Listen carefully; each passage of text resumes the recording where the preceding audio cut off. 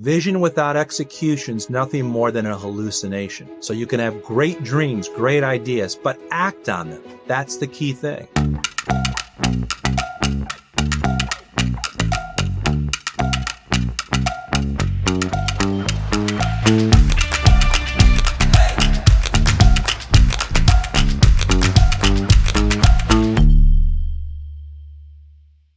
Welcome to this week's As Unexpected podcast, when we talk to C-suite executives, entrepreneurs, and philanthropists about how they lead into the future when the future generally goes as unexpected. I'm Scott Marshall, your host, and my own professional experience has made me a believer that it's not how you show up when all goes as planned, but it is how you show up when things go as unplanned. Given all of their experiences, each of our guests has become very attuned to the fact that the future is not to be predicted. My hope is that this podcast can help all of you become better leaders by building the core leadership capabilities for leading in an uncertain world.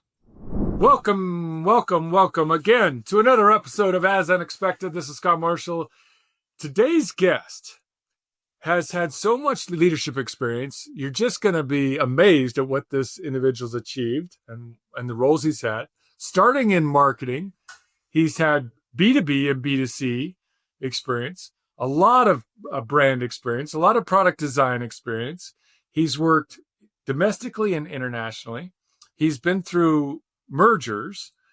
He brings so much experience. I'm just thrilled to have him. Scott Heim, welcome to the podcast. Well, Scott, thank you very much. And what a great introduction. I truly appreciate it. And I'm smiling right behind you, as unexpected. The whole idea of this podcast, that has been, and I think anyone who's honest, if you hit a certain level of success, you darn well better be able to roll with the punches and deal with the unexpected, relish the unexpected. So that's definitely something that I agree with. I love it. Maybe I should rename it Relish the Unexpected. Yeah, I love it. That's right. Hey, Scott, do you mind just starting off by giving a bit of background on yourself? Sure. And then finishing off with what is your current role? Sure. I grew up in Chicago. I'm a Chicago boy, Cubs fan, and my mom was an international travel agent way, way back. So as a kid, my sister and I got to travel with my mom and stepdad all over the place. And it was pretty well instilled in me, that don't just think about a career or a job focus that would be just Chicago. Go way broader than that. And then when I was a sophomore at the University of Colorado, semester at sea was right there. It was a key program.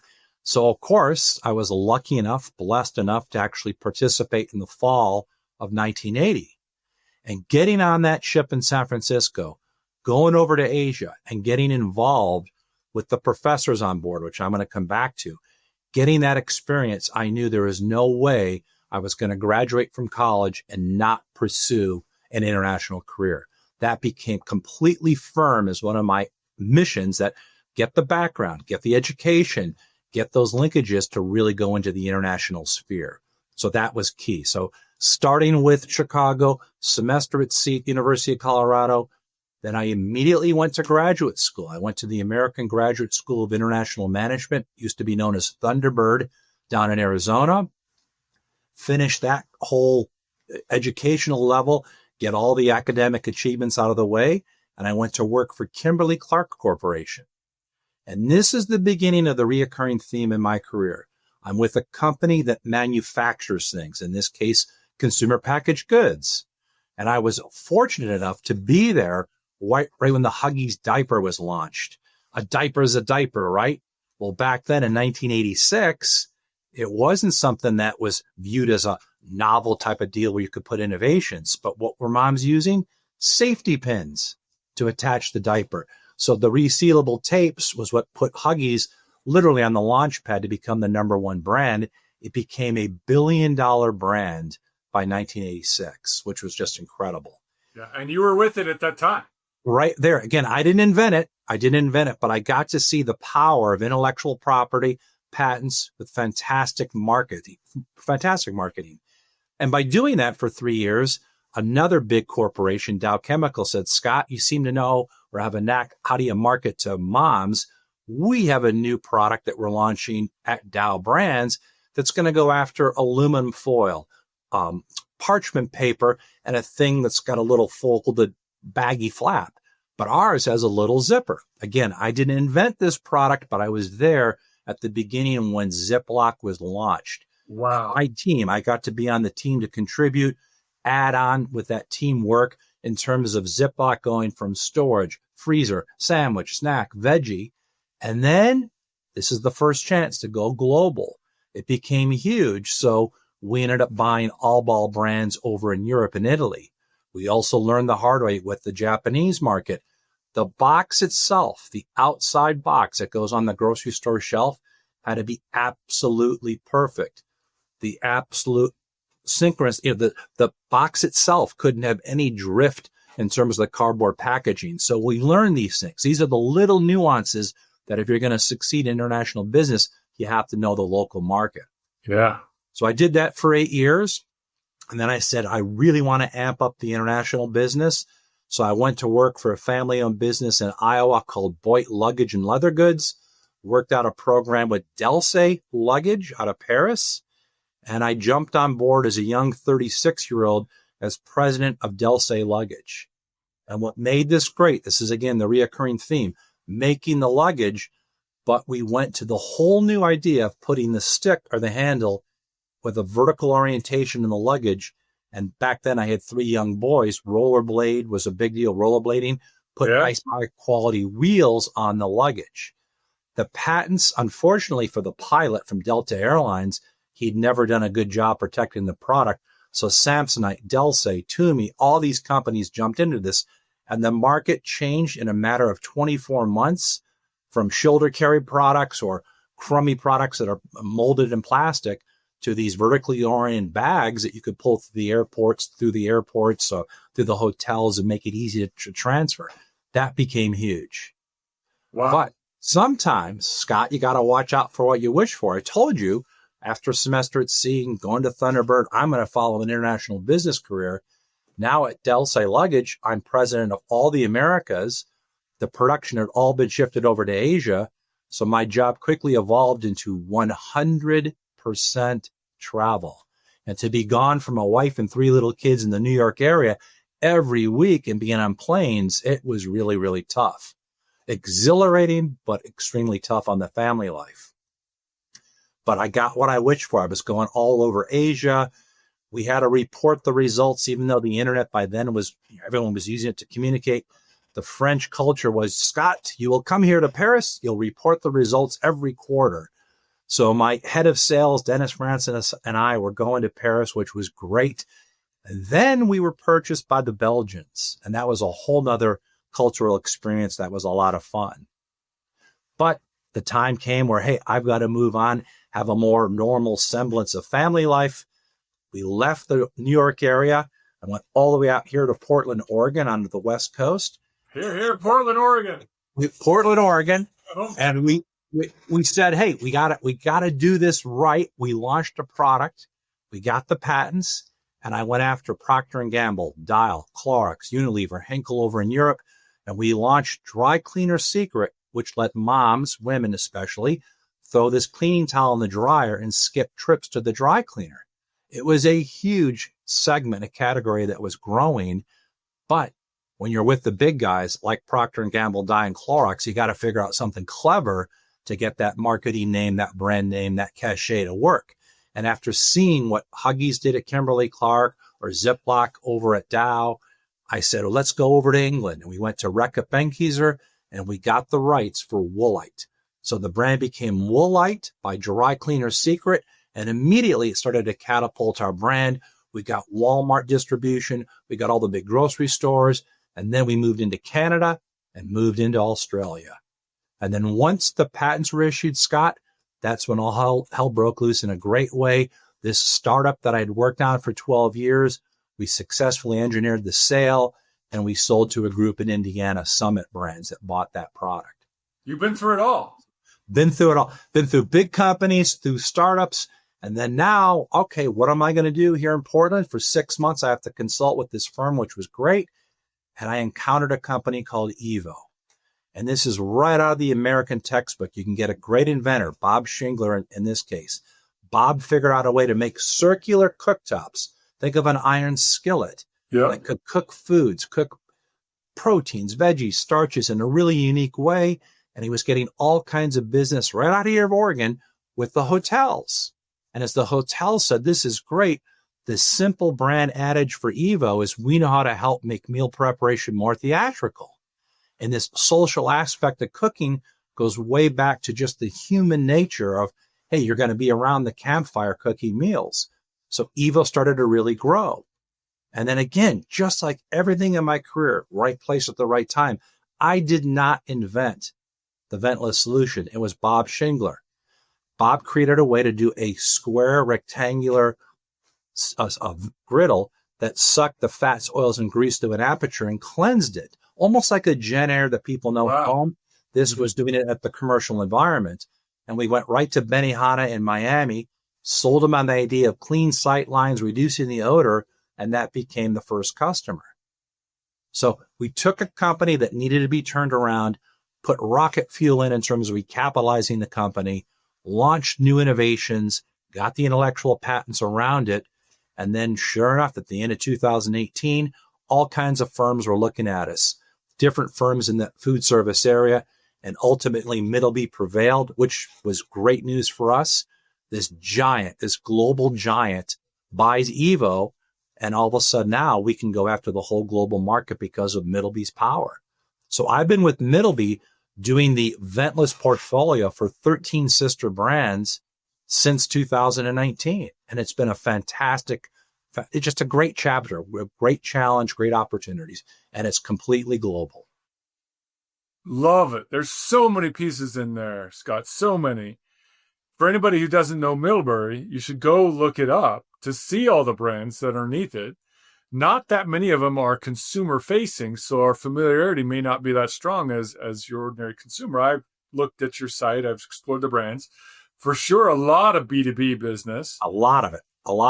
In fact, Scott, that's a great point. The brands, as the listeners and the viewers are watching this podcast, you'll know Viking. Viking's one of the brands. On the really high end in France, La Cornue. And it's still built the way it was decades ago. There's one craftsman where he or she starts the La Cornue unit and goes through the entire product line. There's still that craftsmanship, still the art with La Cornue.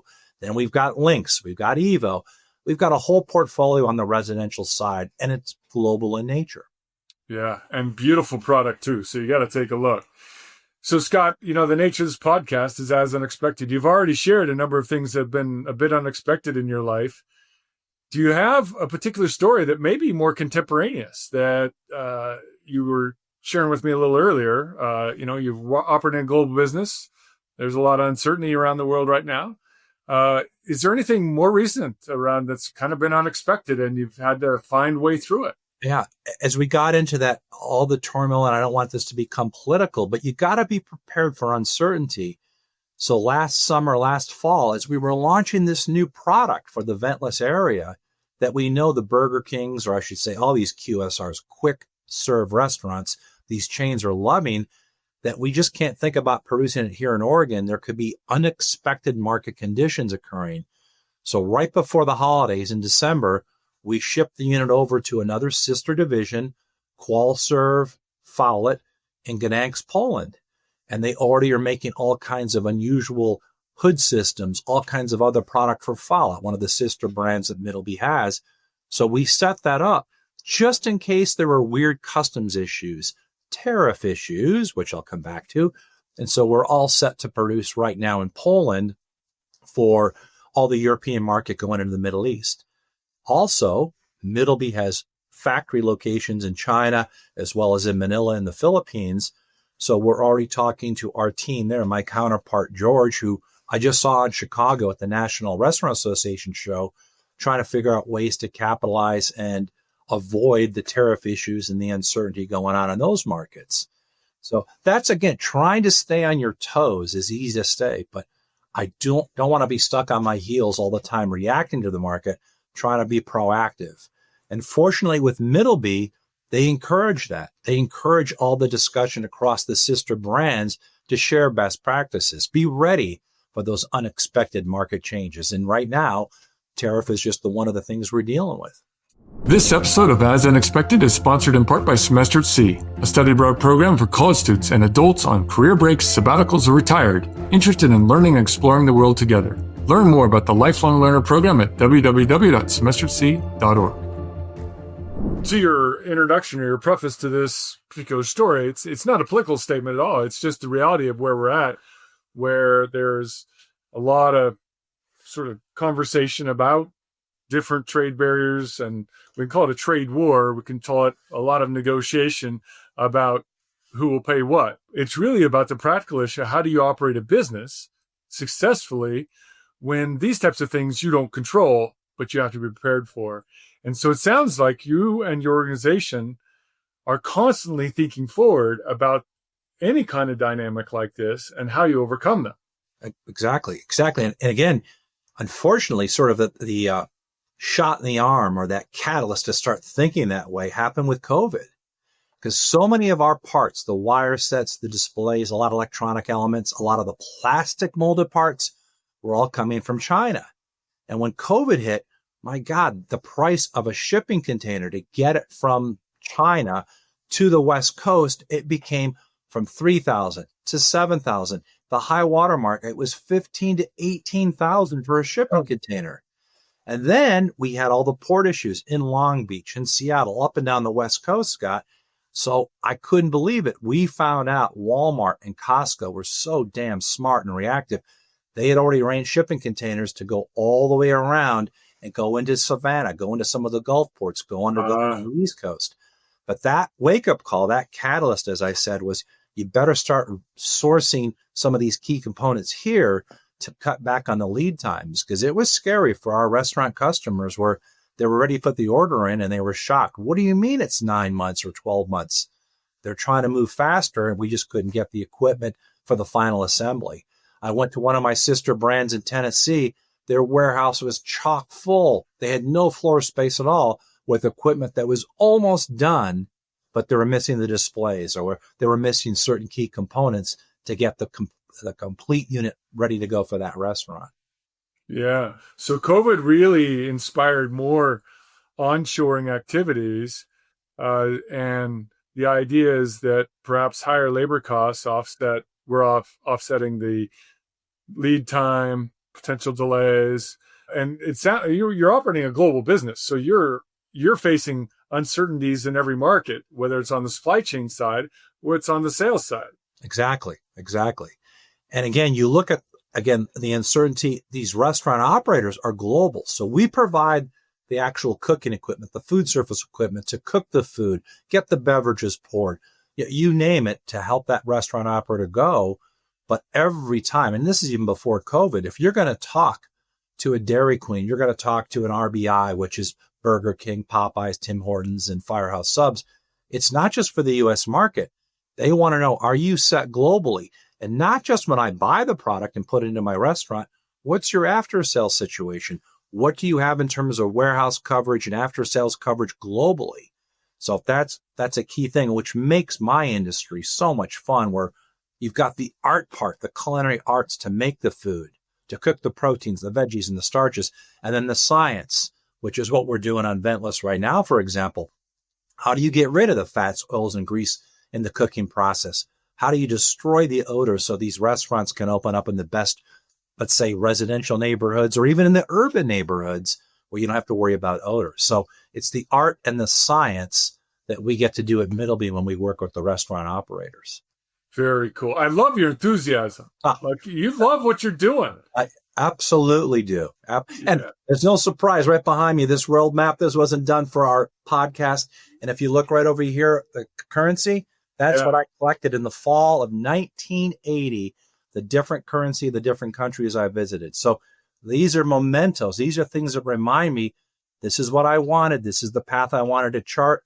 Let's go ahead and leverage the heck out of it and create great opportunities for the rest of the team that trust me to deliver opportunities for them.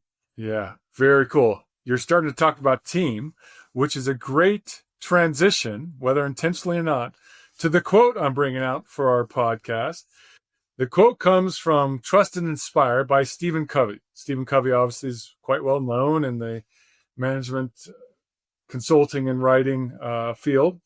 I love this very simple quote because it's pithy, it's concise, it's profound. So I'm going to read it to you, and I'd love your thoughts on it. So it goes like this, quote, "Are you going to trust me, or are you going to hold me accountable?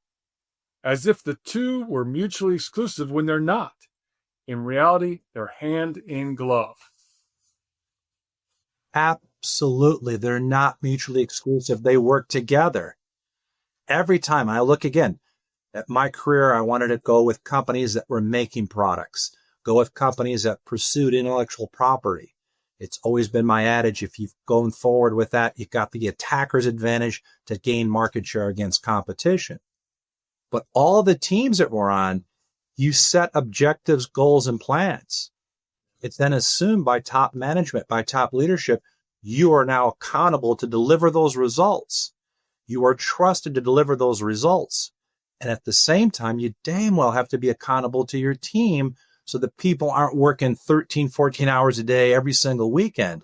You got to balance out the priorities. So they work in tandem. They're not mutually exclusive, in my opinion. Love it. Can you go a little deeper when you talk about ensuring that people are delivering and not overextending themselves? How do you, as a leader, as a president of a large global company, ensure that that is the balance or the integration of hardworking and not exhausted, showing up and producing, but not being over obligated? How do you monitor that? How do you manage that? That's almost like an entirely different, complete podcast, or it could be a whole seminar that we would do. But to try to break it down into manageable components, strategically within a corporation, what are you trying to do with that product line? Where are you trying to go? And with strategy, it's almost just as important to say, what am I going to do in terms of the product, the pricing, the promotion? Where am I going to market this? It's almost as important to say, what are you not going to do? Because you can't do everything. That's what can burn people out. So once you've refined the priorities strategically, and for me, it's the Ventless portfolio, you know what you're trying to do with the products, then you have to be able, with top management, say, here is my budget. These are the objectives. These are the specific strategic goals, and here are the plans. And every time I've gone forward, I've talked, I think, a reoccurring broken record. It's got to be new products, new innovations. So R&D is always part of that as well. But if you establish clearly articulate objectives, goals, and plans, you can now reasonably assume that the team knows, what are you going to deliver? What are you going to have to do? And every quarter, when we finish, to say, how did that fiscal quarter go? You got to ask yourself, what do I want to stop doing? What do I want to start doing? What do I want to continue doing? And Scott, that's the key thing. Then all the employees on the team, no matter where they are in the hierarchy, they feel that they're in control. They can make changes. They're not stuck. Again, I don't want anyone on my team to feel they're always back on their heels. If you do that enough, they're going to get burnt out. They're not going to be productive, and they're going to quit. So that's something that doesn't work. And one of the key things I'm proudest of right now, my role, my age, where I am, to become a mentor, to really help the new employees that are coming in. And what works great for me, my marketing director, the person that's been with me almost like, and I'll say this with all due respect and affection, she's like my right-hand man. Leanne Williams has been with me since 1999. My head sales guy, Dennis Francis, who's in Charleston, South Carolina, he was my toughest buyer, back to my Delsey luggage example, Innovation Luggage, when he was in New York. So we teamed up, and he joined the team actually on the other side, not being the buyer. He was the seller with me. He's been with me since 1997. So the team that I have, they're fantastic. They're the ones that challenge me, and I encourage them to always find the weak link. Don't wait until we're in the market. Help me, push back. So I've got a great team. And then you get the right talent and you train them. You give them the right experience. But it comes back to that quote. Make sure they know what their goals are. They've got to be accountable on their schedule, but things change. come back, let us know if the deadlines that we agreed to are not possible. What do we need to change it? There's, again, just so much in what you just said. First of all, you clearly have formed a high trust, high respect relationship with these two key individuals that you've worked with for so long. That alone is quite powerful. And I want our listeners to really pay attention to that. Let that sink in. I've now been in my role for 5.5 years. I've got my team here and I want to retain them. We got to have a high trust relationship.